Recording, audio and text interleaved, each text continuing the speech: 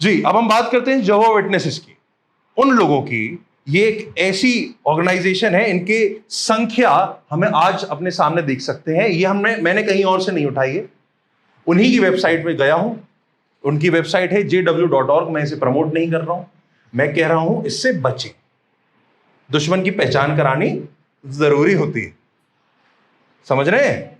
मैं इनमें शामिल लोगों को दुश्मन नहीं बोल रहा हूं, मैं इस शिक्षा को विरोधी बोल रहा हूं, ठीक है? इनमें शामिल लोगों को मसीह का वचन जानने की जरूरत है और उद्धार पाने की जरूरत है। पर चलिए हम देखते हैं यहां पे इनकी पूरे विश्व में, इनकी वेबसाइट के अनुसार 2021 में ये कहते हैं कि हमारे पास 87 लाख फॉलोवर्स हैं। डिवोट 87 लाख क्या है? डिवोटेड फॉलोवर्स हैं, यानी कि भक्त हैं। ऐसे वाले नहीं जो आने जाने वाले, जो कट्टर हैं इनके विश्वास में। कितनी बड़ी संख्या है ये, जो सिर्फ यही नहीं कहते, जो यीशु मसीह की शिक्षाओं को सिर्फ ऐसे नहीं कहते कि नहीं दूर रखो, पर वो तो ये तक कहते हैं कि जो हम सिखा रहे हैं, जो हम समझ रहे हैं, उनके खिलाफ प्रचार करते हैं। 87 लाख सालाना इनकी उपस्थिति, इनकी एक बहुत बड़ी कन्वेंशन होती है जिसमें ये सबको बुलाते हैं, ओपन फॉर ऑल होती है। उसकी सालाना प्रेजेंस, यानी कि जितने लोग वहां पे जुड़ते हैं, आते हैं, उसकी संख्या है 2.1 करोड़।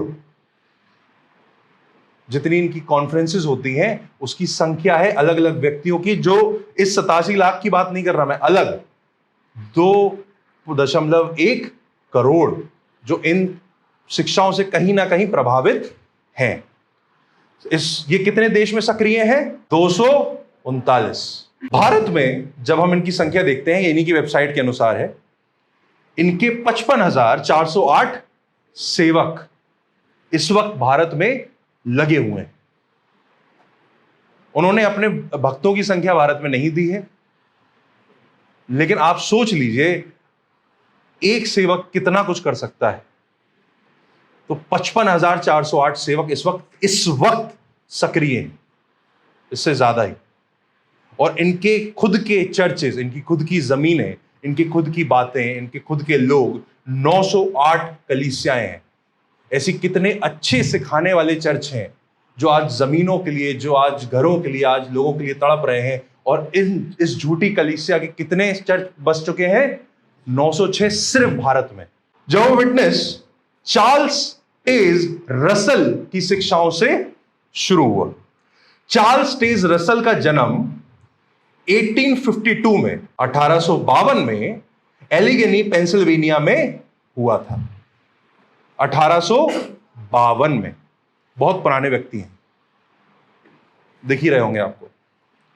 उसने क्या शिक्षा दी? उसने यीशु के वापस आने की बात कही। उसने इस बात को घोषित कर दिया। क्या कर दिया? घोषित कर दिया कि यीशु दोबारा आने वाला है। और उसने गणित लगा के एक तारीख भी निकाल ली। क्या कर दिया? एक तारीख भी निकाल दी, जबकि यह वचन के विपरीत है। क्योंकि वचन क्या कहता है? मेरे आने का समय किसे पता है? सिर्फ परमेश्वर को। भाई तुम कहां से आ गए? 4 बाल क्या बढ़ गए भाई, तुम ये सब बातें करने लगोगे? लेकिन खुदा के लोगों, उसने ये सिर्फ एक बार नहीं किया। सबसे पहले 1874 में, 1874, सबसे पहले 1874 में उन्होंने इस बात की घोषणा कर दी कि मसीह आने वाले हैं। और लोग आ गए, तैयार हो गए। फिर क्या हुआ? वो भी यहीं थे, हम भी यहीं थे। क्योंकि किसको पता था? माने नहीं। 4 साल फिर बीत गए, थोड़ी और मैथ सीखी, थोड़े और नंबर जोड़े। फिर उन्होंने कहा 1878 में मसीह फिर आएंगे। पर क्या हुआ? तारीख बीत गई और दोनों बार गलत साबित हो गए। आगे सुनिएगा। 1881 में रसल ने एक संस्था की खोज करी, एक स्थापित करी, जिसका नाम था Zion watch tower tract society. Zion watch tower tract society, Zion, English में बोलेंगे जायन वॉच टावर ट्रैक्ट सोसाइटी। यानी कि ये परमेश्वर कहते थे कि हम परमेश्वर के सुसमाचार के पर्चों को बांटते हैं। आज कई अच्छी सोसाइटियां हैं, पर ये भी अपनी जगह चालू है। इसकी स्थापना कब हुई थी? 1800। ये हो गया, थोड़े और पैसे आ गए, उन्होंने कहा चलो फिर निकलते हैं। 1914 में उन्होंने फिर घोषित कर दिया कि मसीह फिर आ रहे हैं, और इस बार आमतौर पे घोषित नहीं किया क्योंकि लोग तो मान नहीं रहे थे। लोगों ने कहा भाई साहब आप रहने दो। उन्होंने कहा मैं इतना श्योर हूं। वो गए, उन्होंने अपनी सारी जमीन जायदाद सब बेच दिया कि अब मसीह आ गया, अब मुझे क्या करना है इन चीजों का। 1914 में। पर क्या हुआ? फिर से यीशु के वापस आने का ऐलान किया, और क्या हुए होंगे आप अंदाजा लगा सकते हैं। गलत हो गए। तब भी कुछ अंधभक्त उनके साथ लगे रहे। 1916 में रसल की डायवर्क्यूलाइटिस एक बीमारी होती है। मैं बायोलॉजी का टीचर नहीं हूं, मैं नहीं समझाऊंगा क्या होती है। डायवर्क्यूलाइटिस से उनकी मृत्यु हो गई। उनकी मृत्यु के बाद जोसेफ रदरफोर्ड, कौन? जोसेफ रदरफोर्ड ने उनकी पूरी संस्था पे कब्जा कर लिया और उन्हीं शिक्षाओं को और भयानक तरीके से दौड़ाने लगे। किसने? जोसेफ रदरफोर्ड ने। मसीह तो नहीं आए, इनकी बीमारी आ गई और इन्हें ले गई। अब इनका ये नाम क्यों है? यहोवा विटनेस क्यों बोलते हैं इन्हें? क्या मतलब है इनका? तो हम बाइबल में इस बात को जानते हैं कि इब्रानी में परमेश्वर का नाम उसने दिया है यहोवा। अब ये आपको बहुत अजीब सुनने में लगेगा, क्योंकि जब हम लोग कल इस आयत का बात कर रहे थे कि मैं हूं, जब इसे इब्रानी में बोला जाता है तो कैसे शब्द निकलते हैं? यहोवा। ठीक है। पर क्या हुआ? प्रारंभिक समय में, यानी कि जब और लोगों ने, और पहले के लोगों ने, मैंने बताया ना, ट्रांसलेट करने में बहुत गलतियां हुई हैं। एक ऐसी गलती हुई और इन लोगों ने क्या किया? उस याहवे को, जिसको यहूदी लोग आगे चल के याहवे बुलाने लगे, यहोवा को याहवे बुलाने लगे, उनको इन लोगों ने कैसे ट्रांसलेट किया इंग्लिश में? उसके या शब्द के आगे हटा के उसे जा कर दिया और उसको क्या बोलने लगे? यहोवा। यहोवा के रूप में करने लगे, करने की गलती करी। जबकि इब्रानी जुबान जो है, जो अल्फाबेट है, उसमें जा उच्चारण है ही नहीं। तो ये क्या हुआ? गलत हो गया। ये इब्रानी भाषा के साथ है ही नहीं ये बात। यहोवा हिब्रू यहोवे का गलत अनुवाद है। सही अनुवाद क्या है? यहोवा, या और सही क्या है? यहोवे। हिंदी में हम जो बोल रहे हैं यहोवा किसी रीति से गलत नहीं है, और एक्यूरेट क्या होगा? यहोवे। आमीन, आमीन। इस नाम के पीछे और भी कई बड़े अर्थ छुपे हुए हैं। खुदा ने अवसर दिया तो जरूर मैं आपको बताऊंगा। रसल खुद को यूनानी भाषा का बहुत बड़ा विद्वान मानते थे। क्या मानते थे? अब समस्या तो यहीं आ जाती है, क्योंकि ये जो उन्होंने नाम ट्रांसलेट किया है, ये क्या है? इब्रानी में है। वो अपने आप को विद्वान किस भाषा में घोषित कर रहे हैं? यूनानी में। चलो ठीक है, उन्हें लगा कि भैया पूरी बाइबल ही यूनानी की होगी, वो उनकी अंडरस्टैंडिंग होगी। विद्वान मानते थे, और उसने अपने आप बाइबल का पूरा अनुवाद लिख डाला। क्या लिख डाला? पूरा अनुवाद लिख डाला, अपनी एक नई बाइबल बनाई। ये जो बाइबल आप देख रहे हैं, मैं नहीं जानता आपको दिख रहा है कि नहीं, ऊपर तो अगर आप देखेंगे आपको लगेगा वही तो बाइबल है जो हम पढ़ते हैं हिंदी में, पवित्र शास्त्री तो लिखा हुआ है। लेकिन अगर आप नीचे पढ़ेंगे तो उन्होंने एक नई बाइबल बनाई जिसका नाम था, हिंदी में हम जिसे बोलते हैं नई दुनिया अनुवाद। क्या बोलते हैं? क्या बोलते हैं? इंग्लिश में उसका नाम है न्यू वर्ल्ड ट्रांसलेशन। ठीक है, न्यू वर्ल्ड ट्रांसलेशन, नई दुनिया अनुवाद। उन्होंने एक वो बना दिया, नया दुनिया इनकी निकल पड़ी। और 1913 में रसल पे मुकदमा हो गया। कब? दूसरे आगमन की जो आखिरी घोषणा थी इनकी, उससे 1 साल पहले। दूसरे आगमन की आखिरी घोषणा कब करी थी? कब करी थी? यूपीएससी के एग्जाम में आएगा। 1913 में रसल पर एक मुकदमा चल गया, और जब वकील ने इस बात को पूछा कि आप एक काम करिए, मेरे सामने ये यूनानी भाषा, इब्रानी भी नहीं, यूनानी भाषा के क्या है, अल्फाबेट्स लिखे हुए हैं, जैसे इंग्लिश में ABCD होती है, वैसे यूनानी भाषा की भी वर्णमाला होती है। उन्होंने कहा, और सिर्फ इतना बोला, इसे पढ़ दीजिए, पढ़ दीजिए,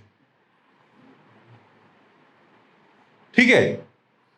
और तभी एकदम से रसल का सारी बुद्धि ठंडी पड़ गई, और पहले उन्होंने समझाया, अरे मैं ऐसा करता हूं, मैं वैसा करता हूं, और ये सब चीजें। और जब उससे पूछा गया कि वो सबके सामने यूनानी भाषा पढ़कर दिखाए, तब उसने इस बात को कबूल किया आखिर में कि वो यूनानी नहीं जानता। कोर्ट केस की बात बता रहा हूं ये मैं आपको, ऑफिशियल कोर्ट केस की। पर ये संस्था आज भी चालू है, ये भाई साहब की फोटो आज भी लगी हुई है। अब इनका विश्वास क्या है? सबसे पहले आप ये मैगजीन की फोटो देख लें, यही आज चल रही है। ये मैगजीन इनकी संस्था में उसी तुलना पर है जैसे हमारे पास बाइबल। इससे उनके भविष्यवक्ता उन तक संदेश पहुंचाते हैं। क्या नाम लिखा हुआ है? The watch tower announcing Jehovah's kingdom. ये एक मैगजीन है जो हम में से कईयों ने कई बार शायद देखी हुई। इनका पहला विश्वास क्या है? विश्वास को देखिएगा और आप खुद तुलना करने की कोशिश करिएगा कि पिछले एक दिन में हमने जो 3 सेशंस में देखे हैं, उसमें कितने बारीक तरीके से इन लोगों ने और कितने शर्मनाक तरीके से उन्होंने फेरबदल किए हैं। पहला विश्वास, यीशु मसीह सनातन परमेश्वर नहीं है। कल हमने क्या पढ़ा था? पिता, पुत्र और पवित्र आत्मा तीनों क्या है?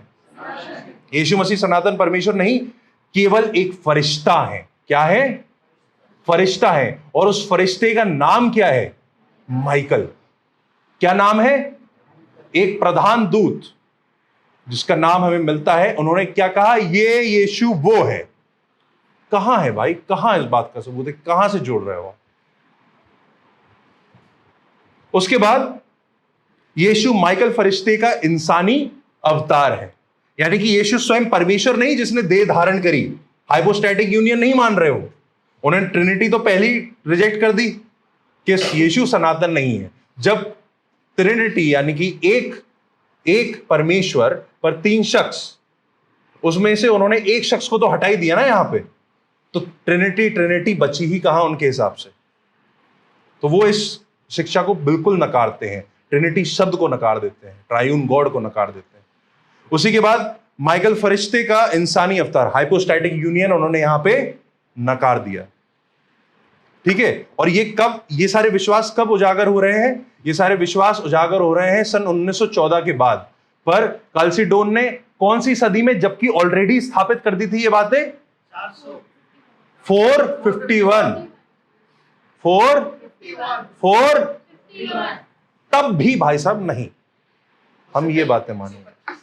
उससे पहले 325 और उससे पहले पवित्र शास्त्र हमारे साथ था ही। यूहन्ना इस बात को बोल ही चुका था कि वचन देहधारी हुआ, फरिश्ता देहधारी नहीं हुआ। लेकिन इनका मानना ये रहा। इनका ये एक और मानना है कि यहोवा परमेश्वर की पहली रचना है। क्या है? यीशु, माफ करिएगा, परमेश्वर की पहली रचना है। कल इस झूठी शिक्षा को जॉय ऑलरेडी कवर कर चुका है। झूठी शिक्षा का नाम है एरियनिज्म। क्या नाम है? एरियनिज्म। और वो भी यही कहता था कई समय पहले कि क्या यीशु परमेश्वर की पहली रचना है। वो गड़े मुर्दे उखाड़ के यहां से लिया है, जो बाइबल स्पष्ट सामने है वो नहीं देखनी। उसके बाद यीशु ने सब कुछ रचा नहीं है, बस रचने में परमेश्वर की सहायता करी। यीशु क्रूस पर नहीं। अब ये इनकी बहुत नायाब शिक्षा है। ये क्यों लाते हैं, कहां से लाते हैं, ये खुदा ही जानता है, क्योंकि कहीं इस बात का सबूत नहीं है, ना इनके पास कोई आधार है इस बात का। इनका कहना यह है कि यीशु क्रूस पर नहीं लटकाए गए, पर वो एक लकड़ी के सीधे खंभे पर लटकाए गए। अब खुदा के लोगों ये बड़ा जोर देते हैं इस बात पे कि क्रूस पर नहीं, लकड़ी के सीधे खंभे पर। पहली बात तो स्पष्ट रूप से मैं आपको बताऊं, सीधा खम्मा हो या ये हो, बलिदान बलिदान। दूसरी बात ये कि ऐतिहासिक रूप से हमारे पास इतने सबूत हैं इस बात के कि परमेश्वर क्रूस पर चढ़ाए गए। ये बात वो क्यों लाते हैं, कहां से लाते हैं, पता नहीं, पर कई बार वो लोगों को बड़ा उत्तेजित करने की कोशिश करते हैं कि आपको पता है क्रूस तो था ही नहीं, वो तो लकड़ी के खंभे पर था, ये तो कैथोलिक कलीसिया लेकर आई है, रोम लेके आया है। वो सिर्फ भटकाने की कोशिश करते हैं। यीशु कभी शारीरिक रूप से पुनः जीवित हुए ही नहीं। क्या नहीं हुए? शारीरिक रूप से कभी जीवित नहीं हुए। यानी कि हम इस बात को मानते हैं कि यीशु अपनी देह में दोबारा जीवित हुए। वो अपने चेलों के पास गए, उसने अपने चेलों से बोला कि छुओ और महसूस करो। उन्होंने उसके बाद भी समय बिताया और यहां पे सबको इस बात का सबूत दिया कि वो शारीरिक रूप से जिंदा हैं। और उन्होंने अपने सबूत को किस रीति से दिया कि शारीरिक रूप में आने के बाद उन्होंने इस बात को कहा कि उन्होंने भोजन में खुद की शिरकत करी, भोजन में शामिल हुए। क्यों? भूख नहीं लग रही थी, वो साबित कर रहे थे इस बात को कि मैं शारीरिक रूप से यहां हूं। पर ये क्या कह रहे हैं? शारीरिक रूप से जीवित नहीं हुए, बस आत्मिक रूप से। यीशु का शरीर कब्र में गायब हो गया था, ये उनका विश्वास है, ये मेरा विश्वास नहीं है, ये उनका विश्वास। कब्र खाली क्यों थी? जब उनसे पूछा जाता है तो वो ये कहते हैं कि उनका शरीर गायब ही हो गया था, इसलिए कब्र खाली थी। 1914 में, वही जब यीशु दोबारा आने वाले थे, यीशु का पुनः आगमन हो चुका है, ये इनका आज भी विश्वास है। आज के समय में ये अपडेटेड है, ये चार्ल्स टेज रसल की बातें नहीं कर रहा हूं मैं, ये यहोवा विटनेस ऑर्गेनाइजेशन की बात कर रहा हूं मैं। ये इनका क्या विश्वास है कि 1914 में यीशु का पुनः आगमन हो चुका है, पर कैसे हुआ है? अदृश्य रूप से हुआ है। वो हमारे बीच में आ चुका है। कहां आ चुका है? न्यूयॉर्क में आ चुका है।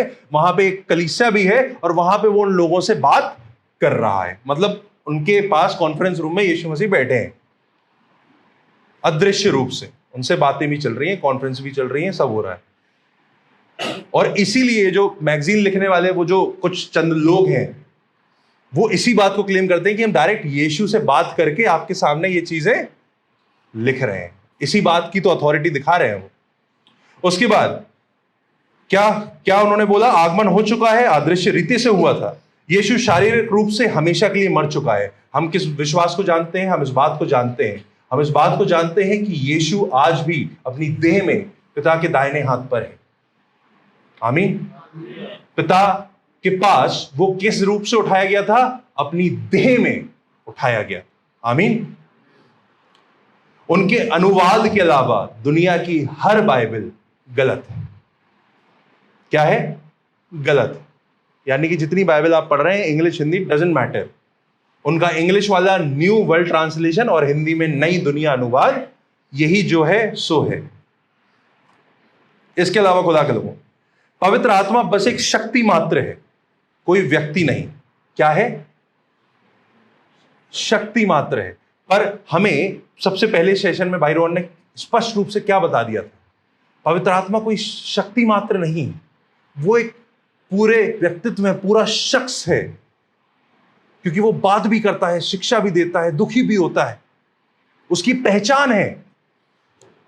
एक सामर्थ को कैसे दिखाते हैं, एक शक्ति कैसे दिखाते हैं? ये जो बिजली हमारे सारे तारों में बह रही है, ये एक ताकत है ना? और ये बिजली जो बह रही है, इसी बिजली के दम पे ये सारी लाइट्स जल रही हैं। क्या हम बिजली से बात करते हैं? क्या बिजली दुखी होती है? नहीं होती ना। पर पवित्र आत्मा नहीं है ऐसी। पवित्र आत्मा हमसे बात करता है। हालेलुया। तो उन्होंने पुत्र को नकार दिया, पवित्र आत्मा को भी नकार दिया। हम किसी को झूठ बोलें, किसी की गलत पेशकश करें, तो हमने नकार ही तो दिया उसे। त्रिएकता एक बुत परस्त सिद्धांत है, ये इनके ऑफिशियल विश्वास में है और ये ऑफिशियल खंडन करते हैं इस बात का। इनकी तरफ से हमारा खंडन होता है कि जो हम त्रिएकता सीख रहे हैं, ये एक बुत परस्त, यानी कि ये एक अलग कल्चर का, क्रिश्चियंस का नहीं, एक अलग कल्चर का सिद्धांत है। समझ रहे हैं? क्रिसमस एक बुत परस्त त्योहार है, ईस्टर एक बुत परस्त त्योहार है। ये वो सब चीजें हैं जिन्हें हम मानते और मनाते हैं। इसके बाद इनकी कुछ नायाब शिक्षा है। इनका मानना है जन्मदिन मनाना पाप है। ये आप जानना चाहेंगे क्यों, तो बाद में पूछिएगा। इनके हिसाब से सेना में भर्ती होना पाप है, इनके सभी फॉलोअर्स के लिए। इनके हिसाब से इनकी एक बड़ी शिक्षा है, इन्होंने प्रकाशित वाक्य की एक आयत को उठा लिया और उन्होंने उस नंबर को ले लिया और बोला स्वर्ग में केवल 1,44,000 लोग जाएंगे। इन्होंने इस बात को घोषित कर दिया। कितने लोग जाएंगे? 1,44,000। पर मसीह तो बहुत ज्यादा है। आमीन, मेरा विश्वास है बहुत ज्यादा है। अच्छा, कमाल की बात यह है, मैंने पहली स्लाइड में बताया था ये खुद कितने हैं? 87 लाख, 87 लाख। पर ये क्या कह रहे हैं? स्वर्ग कितने जाएंगे? तो अगर 1,44,000 ही जाएंगे तो ये जो है ये क्या कर रहे हैं? तो जब पहले इनकी शिक्षा यही थी, पहले ये चाहते थे कि ये एक एक्सक्लूसिव क्लब बन जाए और सब आ जाए। जब हो गए और नंबर सरपास कर गया तो इन्होंने उस चीज से थोड़ा जोड़ करना उसमें शुरू कर दिया, थोड़ा पीछे हटने लगे और उन्होंने क्या बोला, बाकी सदस्य जो है वो भी रहेंगे पर वो मसीह के साथ स्वर्ग में नहीं जाएंगे। उनके लिए पृथ्वी पर एक नया इंतजाम किया जाएगा, उनकी एक नई पृथ्वी बनाई जाएगी। हमारा विश्वास क्या है कि अंत के समय में परमेश्वर आकाश और पृथ्वी को एक करके एक पवित्र स्थान बनाएगा जहां पे हम और वो एक साथ अनंत काल तक रहेंगे। लेकिन वो क्या कह रहे हैं? एक अलग आसमान होगा, एक अलग जमीन होगी। परमेश्वर एक अलग जमीन उनको दे देगा जो 1,44,000 वाले क्लब में नहीं आ रहे हैं। तो वो अपने शरीर में पृथ्वी पर ऐश करेंगे। और कुछ ऐसे हैं 144 लाख, 144 लाख जो स्वर्ग जाएंगे। यहोवा विटनेस के अनुसार उद्धार का मार्ग क्या है? इस बात पर पूरे पूरे दिल से विश्वास करो कि यीशु एक रचना है, रचयिता नहीं। मैं ये आपको प्रीच नहीं कर रहा हूं, खुदा के लोगों, मैं रीड करके बता रहा हूं। ये वो कहते हैं, सिखाते हैं। इस बात पर पूरी रीति से विश्वास, वो ये कहते हैं, इस बात पर विश्वास करो। अगर तुम ये मानते हो कि यीशु प्रभु है तो तुम स्वर्ग नहीं जाओगे। स्पष्ट टीचिंग है उनकी। मूसा का कानून मानो केवल विश्वास से। मूसा का कानून मानो क्या है? मूसा ने जो कानून दिया था, सारी शिक्षाएं दी थी, उनको मानो। केवल विश्वास से कुछ नहीं होगा। हालेलुया, सुधर गए। कर्म व्यवस्था से, आपके अच्छे कामों से आपका उद्धार होगा। पर हम क्या सीखते हैं, हम क्या जानते हैं कि हमारा उद्धार केवल उसके अनुग्रह से ही होता है। आमीन, आमीन। लिखित रूप से यहोवा विटनेस के सदस्य बनो, रिटन फॉर्म भरो, रिटन स्टेटमेंट दो, रिटन परमेश्वर के चित्रगुप्त आएंगे एक अलग, वो आपके पेपर चेक करेंगे कि आपके पास यहोवा विटनेस का कार्ड है कि नहीं, तभी आप स्वर्ग। ये टीचिंग है उनकी।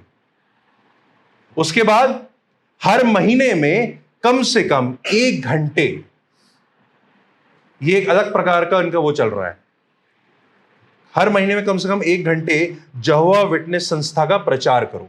ये जो मैगजीन्स हमने अभी देखी थी, इन मैगजीन्स को ले जाओ, लोगों को बांटो, लोगों को यहोवा विटनेस में कन्वर्ट करो, लोगों को यहोवा विटनेस होना सिखाओ। समझ रहे हैं आप इस बात को?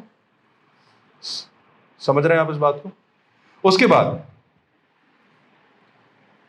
अब हम इन बातों के जवाब को देखेंगे। सबसे पहले इब्रानियों 1, भाई जॉय ने अभी इस बात को पढ़ाया था, इब्रानियों 1, उसमें यह बात स्पष्ट है कि यीशु कोई फरिश्ता नहीं है, यीशु स्वयं क्या है? परमेश्वर है। कुलुसियों 1:16 और यूहन्ना 1, सब कुछ उसने बनाया है, हर एक चीज की नींव उसी ने डाली है। कुछ भी नहीं था उसके पहले अगर कुछ नहीं था, यानी कि ये नहीं है कि वो पहली रचना है, ये है कि उसी ने सब कुछ रचा है। यीशु की बात विटनेसेस के अनुसार 1 थिस्सलुनीकियों 14:16 में, अब वो ये क्यों मानते हैं कि माइकल यीशु के रूप में है? इस आयत को मूर्खता कारण पढ़ने से, उसमें ऐसा लिखा है, मैं मसीह के आने पर स्वर्गदूत जब मसीह आएगा दोबारा, तो उसके आने पर स्वर्गदूत की आवाज आएगी। क्या आएगी? स्वर्गदूत की आवाज आएगी, इसलिए वो खुद एक दूत है। मतलब जब मसीह आएगा तो हमें स्वर्गदूत की आवाज सुनाई देगी, ये वचन बताता है। क्योंकि स्वर्गदूत की आवाज सुनाई दे रही है। मान के चलिए मैं यहां एंटर कर रहा हूं, पर रोहन ने अनाउंस कर दिया कि भाई गैब्रियल आ रहे हैं, तो मैं नहीं हूं, मैं रोहन हो गया। लेकिन इस बात में समस्या यह है कि इसी आयत में यह भी लिखा है कि उसके आने पर तुरही की भी आवाज आएगी। तो क्या मसीह तुरही भी है? तो जितनी चीजों की आवाज आ रही है मसीह वो सब है क्या? उसके बाद पहला कुरिन्थियों 15 इस बात को चेलों के सामने स्पष्ट करता है कि यीशु शारीरिक तौर पर जीवित हुआ। क्या हुआ? शारीरिक तौर पर जीवित हुआ, और उसने स्वयं इस बात का प्रमाण दिया। मत्ती 24 इस बात को स्पष्ट करती है कि उसका पुनः आगमन केवल परमेश्वर ही जानता है और कोई नहीं, और उसका आगमन अदृश्य नहीं होगा, उसका आगमन सबके सामने स्पष्ट होगा। हालेलुया।